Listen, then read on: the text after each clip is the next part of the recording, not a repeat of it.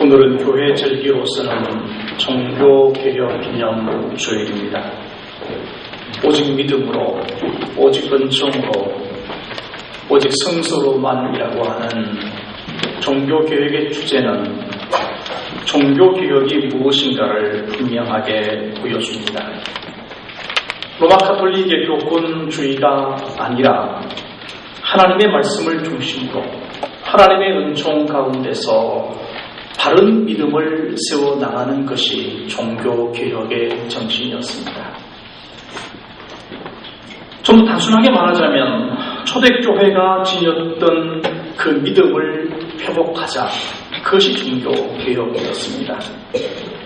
여러분, 오늘 우리는 개신교회라는 말을 씁니다. 우리 장로교회는 개신교회에 속한 교단이죠.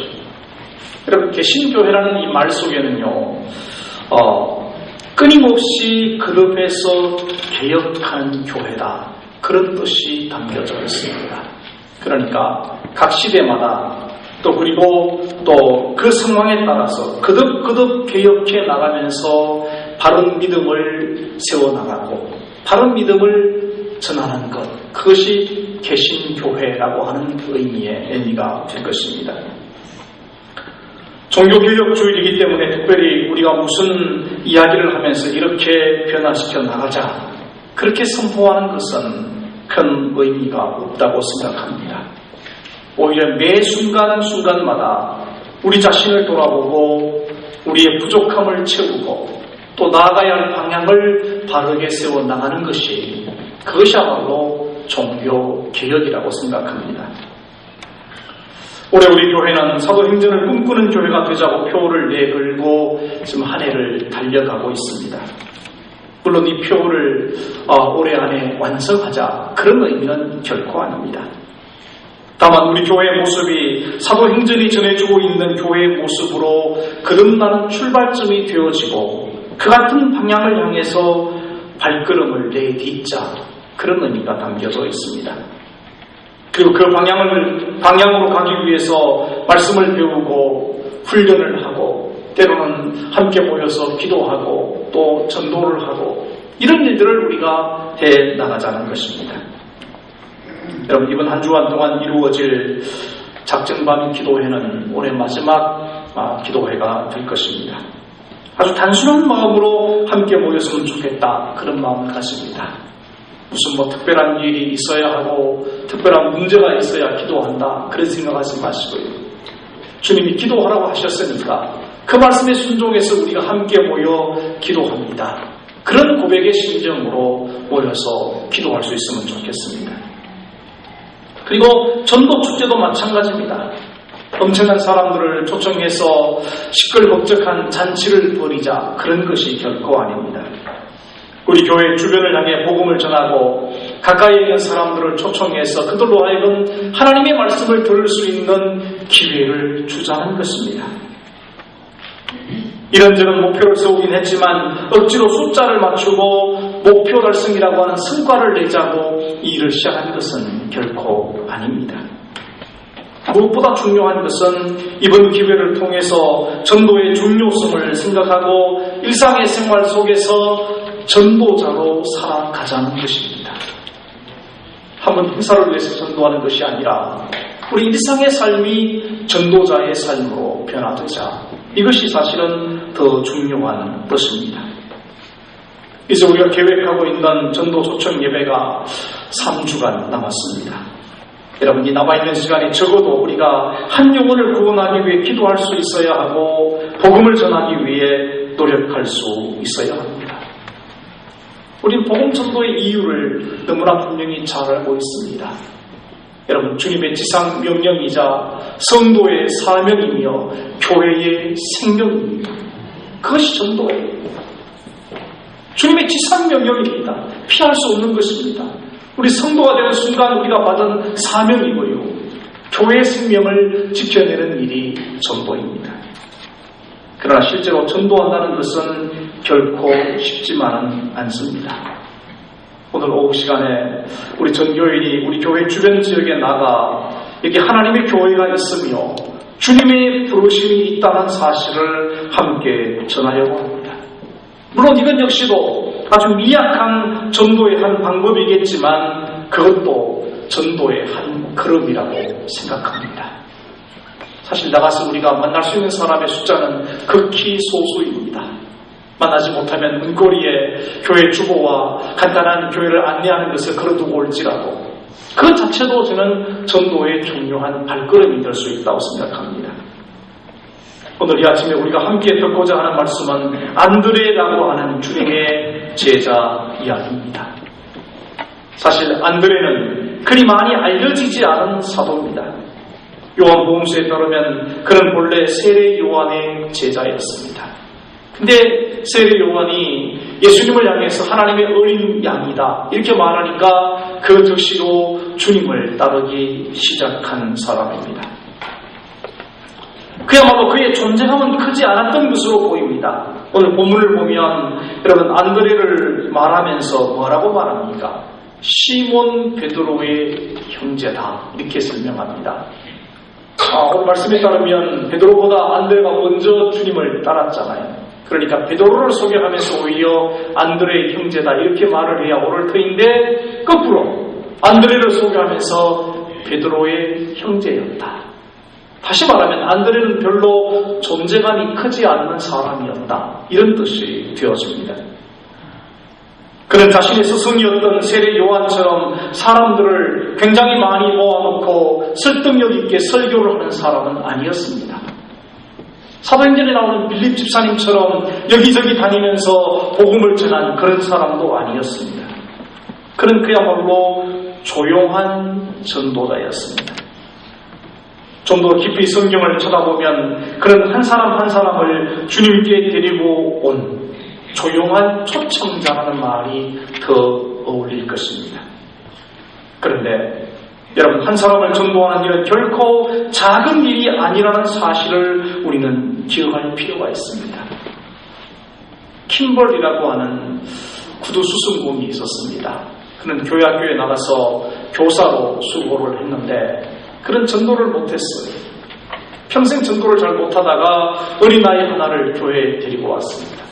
그 아이에게 열심히 성경을 가르쳤습니다. 그 아이가 바로 D.L. 무디입니다. 그는 말씀을 듣고 복음 전도자가 되었어요. 부흥사가 되었습니다.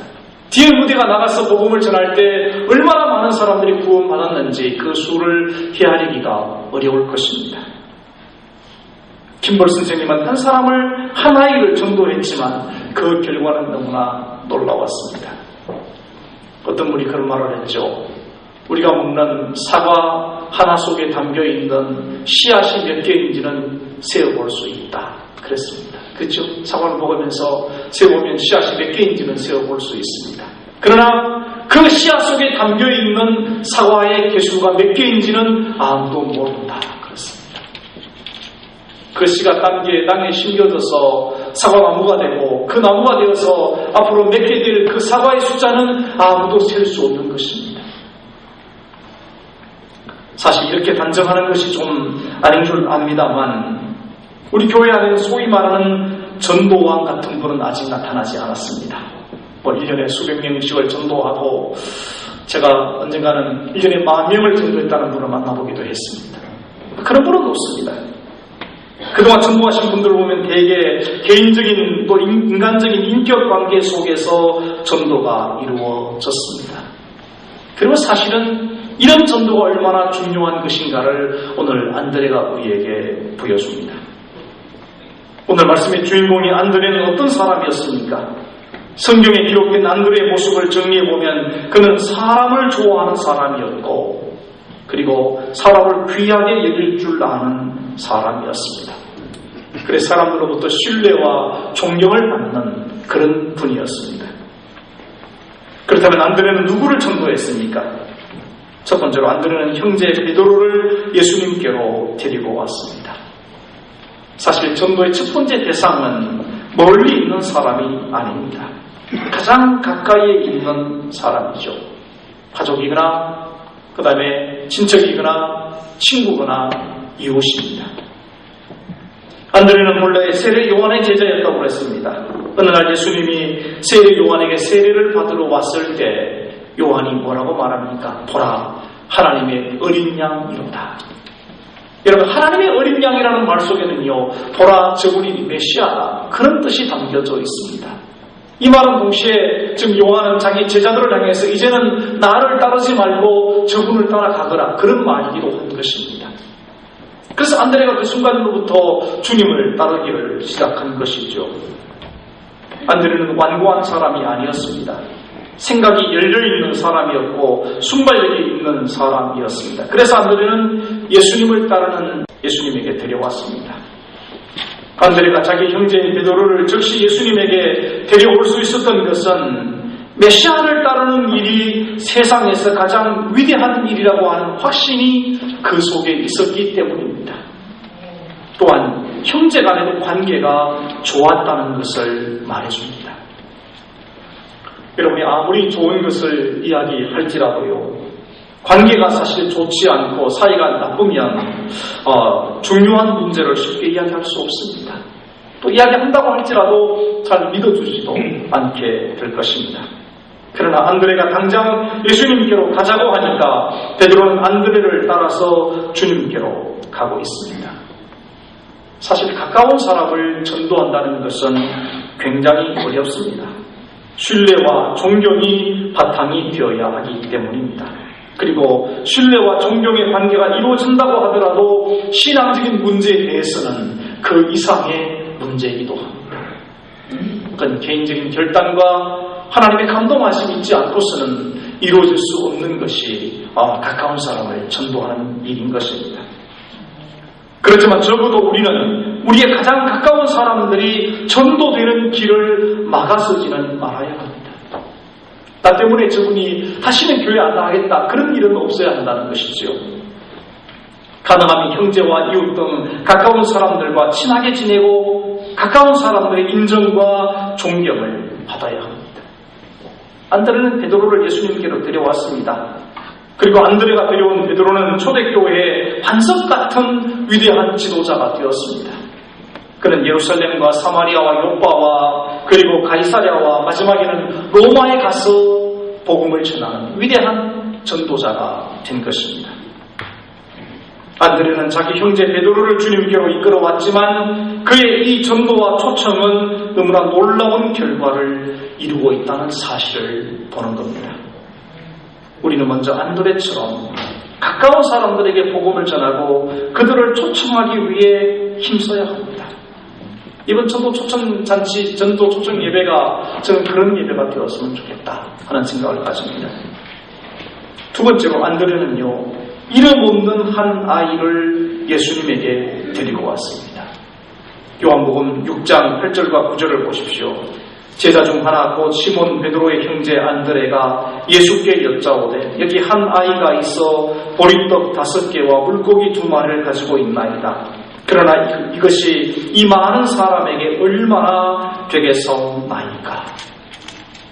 그날 5,000명이 넘는 많은 사람들이 예수님 말씀을 들으려고 몰려왔습니다. 그 장소는 갈릴리 바다 주변이었습니다. 그 들판에 수많은 사람들이 모여서 주님의 말씀을 듣느라고 해가 지는 줄 몰랐습니다. 근데 해가 지고 나니까 집대중 되니까 다들 시장에서 견딜 수 없게 된 것이죠. 근데 문제는 예수님께서 빌립에게 이렇게 말합니다. 이 사람들에게 떡을 주어라. 너희가 먹을 것을 주어라. 이렇게 말을 했습니다. 이 말을 들은 빌립은 너무 놀랐습니다. 왜냐하면 그 많은 사람들에게 먹일 빵을 구하기도 힘들고 구한다고 할지라도 구할 돈도 없었습니다. 돈도 없고 빵도 없고 근데 먹이라는 것입니다. 빌립은 굉장히 난처해했습니다.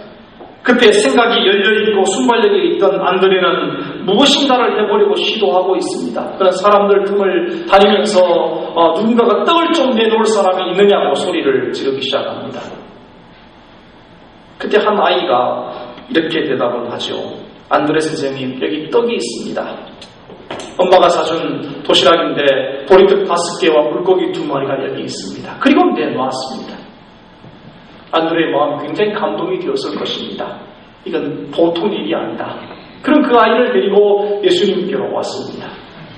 예수님은 그 물고기 2마리와 보리떡 5개를 가지시고 하늘을 우러러 기도하셨습니다.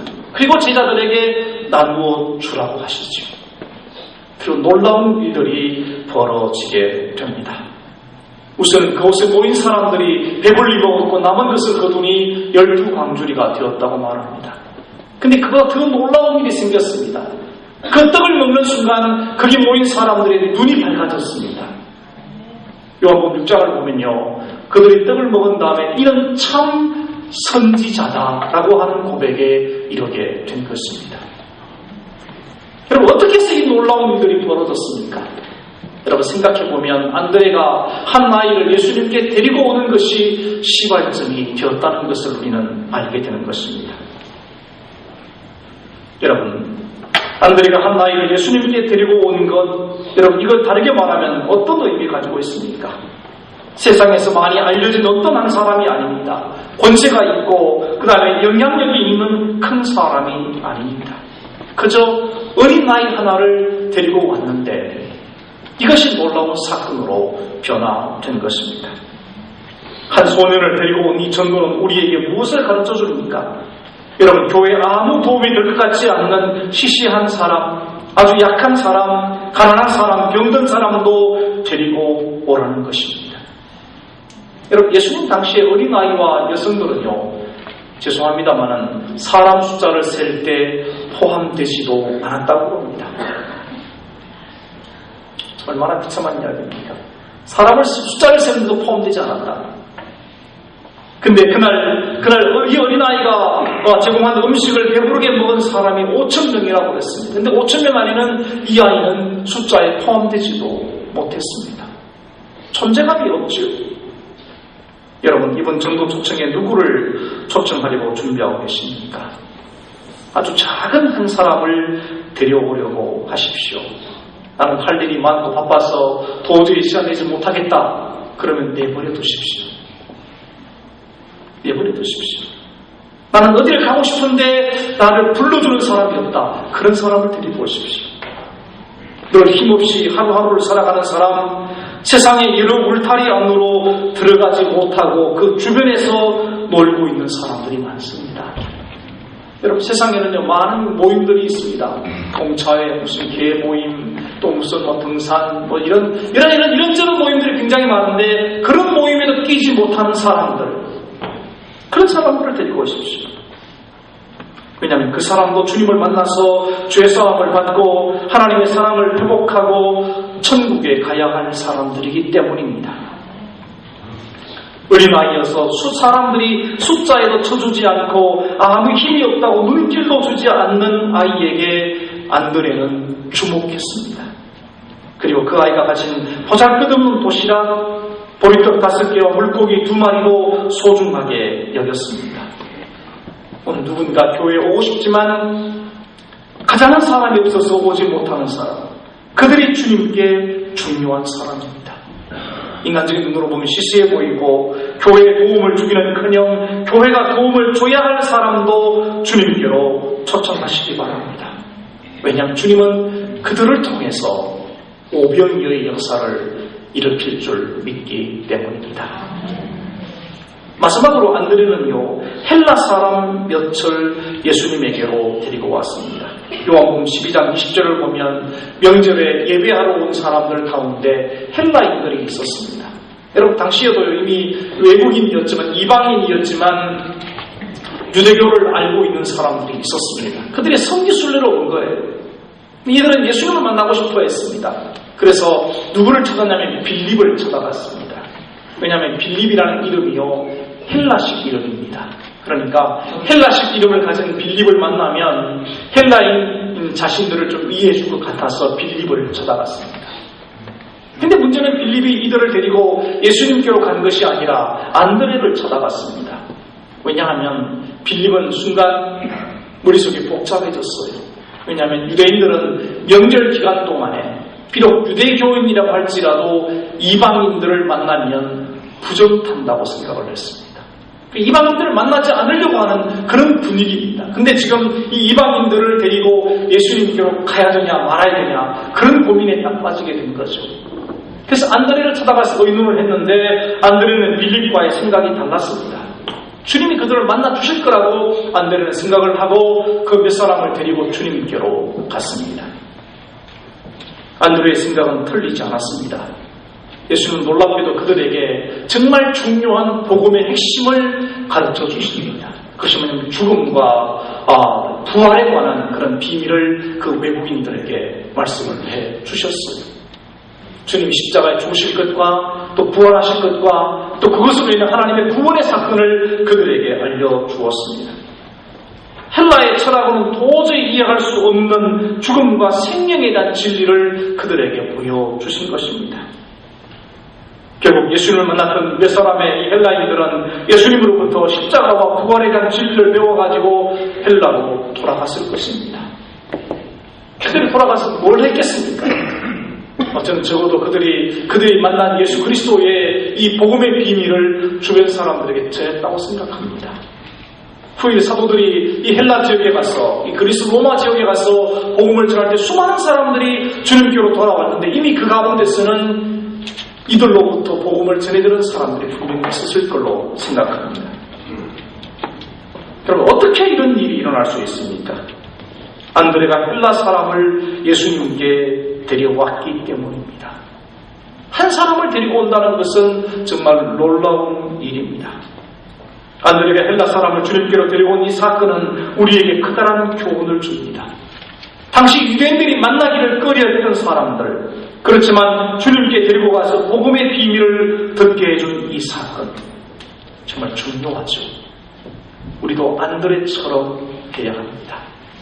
오늘 제가 설교의 제목은 안드레처럼이라고 한 것은 바로 그런 이유 때문입니다.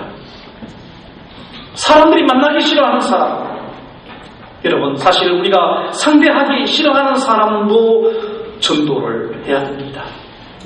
우리 너무 쉽게 우리 생각으로 판단해버리죠. 저런 사람은 전도하면 안 돼. 저런 사람은 교회하고 어울리지 않아. 그러면서 전도해서는 안 될 사람이라고 우리 스스로 판단할 때가 얼마나 많습니까? 근데 안드레는 아닙니다. 그렇지 않다고 우리에게 지금 말하고 있는 것입니다. 그들도 주님의 말씀을 들어야 합니다. 너무나 가난해서 저 사람이 교회에 오면 교회가 짐을 지게 될 것이라고 생각되는 사람, 병드신 분들, 실패한 사람, 억울한 사람, 너무나 슬픔에 빠진 분들, 외로운 사람, 가난한 사람, 외면받고 있는 사람들, 혹시 스스로 목숨을 끊으려고 하는 사람들, 노인, 어린아이, 모두 다 주님을 만나야 하고 주님은 그들 모두를 만나 주셨습니다. 우린 우리 생각만으로 가로막지 말고 데려와야 합니다. 선모 없어 보이는 그 사람이 결국 하나님의 큰 일을 하게 될는지 그건 주님만이 아십니다. 가치 없어 보이는 사람, 사람들이 외면하는 사람을 위해서 주님은 십자가에 죽으셨고 우리에게는 그런 사람도 데려오라고 주님 말씀하고 있는 것입니다. 여러분, 우리는 안드레와 같은 마음으로 전도해야 할 것입니다. 안드레는 다른 사람들의 문제를 해결해 주는 사람이 아니었습니다. 여러분이 다른 사람의 문제를 해결해 줄 수 없습니다. 그냥 사람들을 주님께로 인도하는 일을 했을 뿐입니다. 그러나 그 사람들이 예수님을 만나게 해 주었더니 예수님이 그들의 문제를 해결해 주셨습니다. 안드레는 사람을 귀중히 여기는 사람이었고 그래서 사람들에게 신뢰와 존경을 받는 사람이라고 했습니다. 여러분, 안드레가 가자고 하던 사람들이 기쁘게 따라다녔습니다. 그리고 안드레는 어떤 문제를 가진 사람이든지 예수님께 데려가면 예수님이 도와주신다는 분명한 믿음을 지녔습니다. 그런 사람 안드레는 훌륭한 전도자였습니다. 사람들에게 주님을 만나게 해주는 일이 성도와 교회가 사람들에게 해줄 수 있는 가장 큰 일입니다. 그냥 순수한 마음으로 주님께 인도하시면 됩니다. 주님께로 한번 가보자고, 주님 말씀을 한번 들어보자고 그렇게 하셔야 됩니다. 여러분이 그들을 설득한다거나 그들에게 구원의 복음을 알려서 그들이 구원받도록 애쓰려고 너무 힘쓰지 마십시오. 어떤 어려운 문제도 어떤 심각한 일도 주님께 가져가자. 주님이 해결해 주신다. 그리고 주님께로 인도하는 것, 그것이 우리가 해야 될 그런 전도의 사명일 것입니다. 우리 모두 안드레와 같이 한 생명이라고 주님께 인도하는 전도자가 되고 초청자가 되기를 주님의 이름으로 축원합니다. 기도하겠습니다. 그러하신 아버지 하나님, 우리를 불러서 하나님의 거룩한 백성으로 삼아주시고 하나님의 자녀 삼아주신 것을 감사하고 찬양합니다. 이제 주님 우리에게 주신 이 전도의 귀한 사명을 우리가 감당할 수 있도록 능력을 부어 주시옵소서. 우리가 만나는 사람들, 가장 가까이 있는 사람들, 우리 이웃들, 우리 친구들, 우리 형제들, 그들에게 복음을 전하고 그들을 주님께로 이끌어낼 수 있는 그런 믿음과 담과 능력을 우리에게 허락하여 주옵소서. 예수님 거룩하신 이름으로 기도하옵나이다. 아멘.